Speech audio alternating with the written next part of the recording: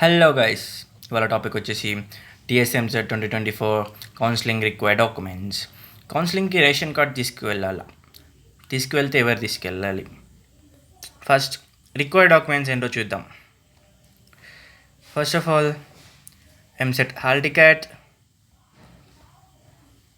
Second EAMCET rank card, third Aadhaar card, fourth SSC marks memo short or long, inter marks memo short or long, study certificates from 6th to 10th.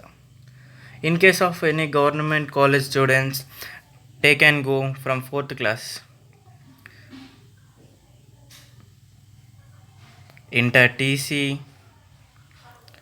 caste certificate, income certificate, residence in case of non-local candidates, or no institutionalized education అంటే కాలేజ్కి కొంచెం ఒక గుర్తింపు పేరు లేదంటే తెలంగాణలో ఉందా లేదంటే డౌట్ ఉన్న వాటికైతే రెసిడెన్స్ అయితే తీసుకెళ్ళండి. Ration card, counselling registration form, అంటే కౌన్సిలింగ్ రిజిస్ట్రేషన్ చేసుకున్నప్పుడు ఒక ఫామ్ వస్తుంది, అది కౌన్సిలింగ్ రిజిస్ట్రేషన్ ఫీ ఫామ్. అంటే కౌన్సిలింగ్ రిజిస్ట్రేషన్ చేసుకున్న తర్వాత మనం ఫీ కడతాం కదా, ఒక 1200 చేంజ్ అట్లా కడతాం. ఆ ఫీ ఒకటి, ఆ ఫామ్ ఒకటి, passport size photos 4. If you are OC caste, అంటే మీరు ఒక ఓసీ క్యాస్ట్ స్టూడెంట్స్ అయితే ఈడబ్ల్యూఎస్ సర్టిఫికేట్ తీసుకెళ్ళండి. ఆర్ బీసీ క్యాస్ట్ స్టూడెంట్స్ అయితే ఓబీసీ సర్టిఫికేట్ తీసుకెళ్ళండి. అంటే ఆప్షనల్, అంటే కొంచెం ర్యాంక్ ఎక్కువ రాలేదు, తక్కువ ర్యాంక్ వచ్చింది, అట్లాంటప్పుడు ఇట్లా ఈ సర్టిఫికేట్స్ తీసుకెళ్తే కాలేజ్లో సీట్ రానికి ఛాన్సెస్ అయితే ఉంటాయి. నెక్స్ట్ అసలు ఇవి ఎన్ని కాపీస్ తీసుకెళ్ళాలి చూద్దాం. 1 సెట్ అయితే ఒరిజినల్, మొత్తం అన్ని ఒరిజినల్ కాపీస్ కావాలి. All set, all above certificates, all above certificates అయితే ఒక సెట్ అయితే ఒరిజినల్ తీసుకెళ్ళండి. 2 సెట్స్ జిరాక్స్ తీసుకెళ్ళండి.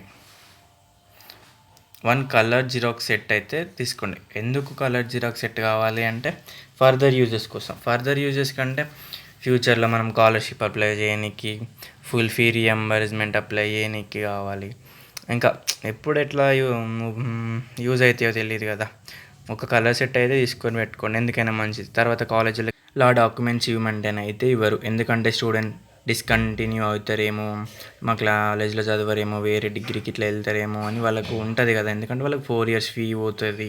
ఒకవేళ మీరు స్కాలర్షిప్ అప్లై చేసుకుంటా అని తీసుకొని అటే వెళ్ళిపోతే ఎట్లా, అందుకే వాళ్ళు ఇవ్వరు. ఎందుకైనా మంచిది ఒక కలర్ సెట్ అయితే తీసుకొని పెట్టుకుంటే ఇటు స్కాలర్షిప్ అప్లై చేయడానికి, ఇక ఫీ రియంబర్స్మెంట్ అన్న స్కాలర్షిప్ అన్న ఒకటే.